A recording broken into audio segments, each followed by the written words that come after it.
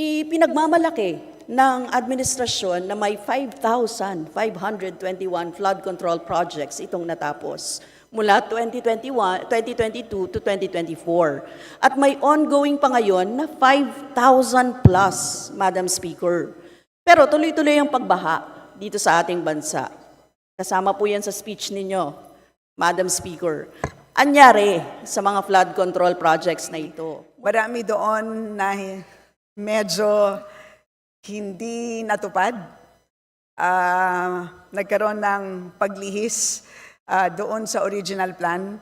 Kaya tingin ko kailangan balikan at this point in time.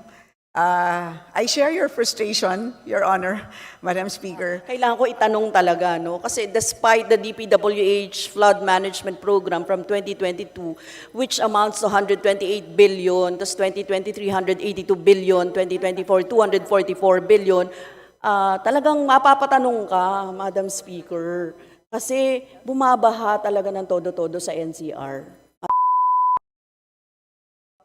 Infrastructure spending pa rin, Madam Speaker.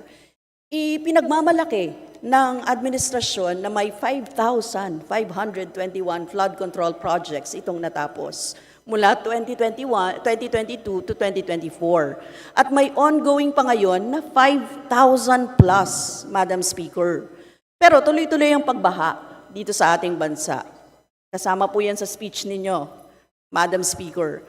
Anyari sa mga flood control projects na ito? Mula 2022 hanggang 2024, nagpondo ang DPWH ng lampas 500 billion para sa flood management program nito. Madam Speaker.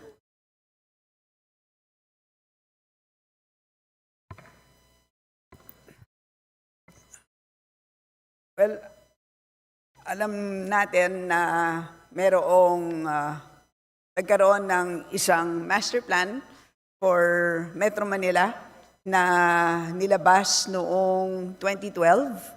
Pero kung titignan natin ngayon, kung nasaan na tayo pagdating sa plano na yan, ay marami doon na medyo hindi natupad. Nagkaroon ng paglihis doon sa original plan. Kaya tingin ko kailangan balikan at this point in time. I share your frustration, Your Honor, Madam Speaker. At tingin ko ang NEDA naman at this point in time ay nung kami ay nag-uusap, sila naman ay handa nilang balikan yan. And of course, syempre sa ngayon ay binabantayan talaga natin ang mga flood control projects. Base din sa mga ibang hearings, katulad ng COA, ang isang major problem is yung mabagal na pag-implement. Kasama dyan ang delays at low fund use. Yan ang naalala ko sa ibang hearing. Kaya sa tingin ko baka kailangan natin tanungin yan sa DPWH.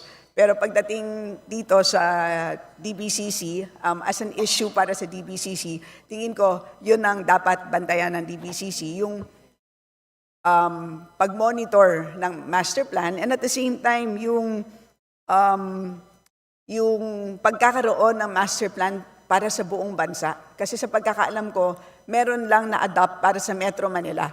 Pero pagdating para sa buong bansa, meron lang kasing river management plans para sa buong bansa. So meron tayong 18 river management plans and for each of those, merong flood control chapter, kumbaga. Pero pag sinasabi mong isang buong master plan for flood control para sa isang bansa, sa ngayon wala pang ganon. So yan ang pwedeng tignan ng DBCC. May I remind the Honorable Brosas that you have 3 more minutes. Mahigit 5,500 flood control project ang natapos na at marami pang iba ang kasalukuyang ginagawa sa buong bansa. Yes, thank you, Madam Speaker. Napaka-personal din sa akin ito kasi binabaha ako eh. Kaya kailangan ko itanong talaga, no? Kasi despite the DPWH flood management program from 2022, which amounts to 128 billion, tas 2023, 182 billion, 2024, 244 billion, talagang mapapatanong ka, Madam Speaker. Kasi bumabaha talaga ng todo-todo sa NCR, Madam Speaker. So, walang nangyari dun sa mga pondo na yun, seemingly. Anyway, Madam Speaker, bago po ako, 3 minutes na lang, Madam Speaker, pwede bang mag-extend siya? Appeal naman, Madam Speaker. Akala Be ko sabi, given 3 minutes. Madam Speaker, akala ko sabi mo appear kasi pareho tayong binabaha. Appeal kay Madam Speaker natin. Madam Speaker, meron ng DPWH na Sustainable Infrastructure Projects Alleviating Gaps, or SIPAG, at Basic Infrastructure Program, BIP. Basically, under these programs, projects, it would include constructing roads, flood management, bridges, and even multipurpose buildings. May existing programs na ang DPWH hinggil sa road construction, flood management, at constructing bridges. Para saan pa itong SIPAG at BIP, Madam Speaker?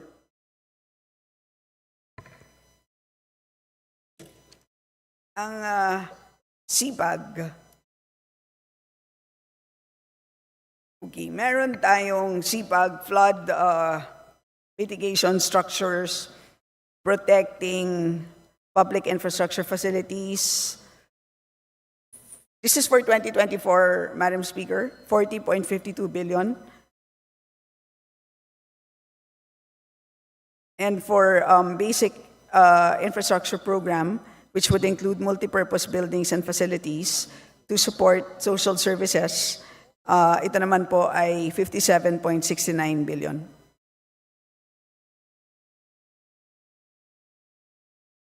Madam Speaker, nakita natin na doble-doble yung proyekto ng DPWH na pinopondohan ng napakalaki. What's the point of having multiple programs with the same objectives? Para siyang pare-pareho, Madam Speaker.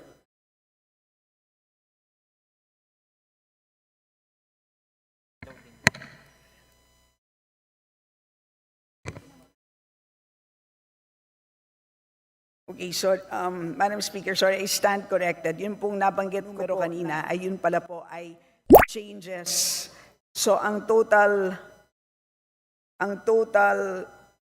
proposed under SIPAG for 2025 is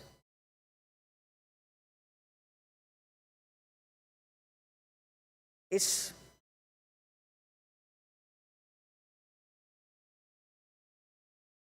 897.6 million.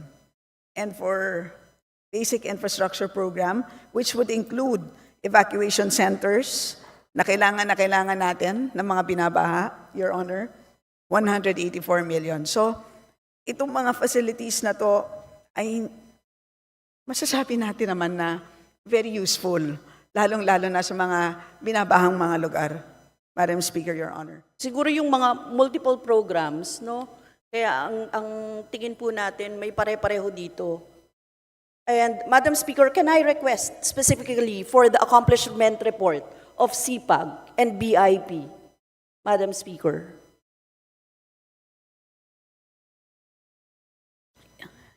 Yes, Madam Speaker, we will submit. Yes, thank you, Madam Speaker. Today, Madam Speaker, no? Kasi Yes po. kumpleto naman na yan. Thank you, Madam Speaker. That's the last of my questions sa DBCC. Madam Speaker, yung ibang questions sa NEDA at saka sa DOF pa. Thank you very much, Madam Speaker. Thank you, Madam Sponsor. Salamat po. Thank you.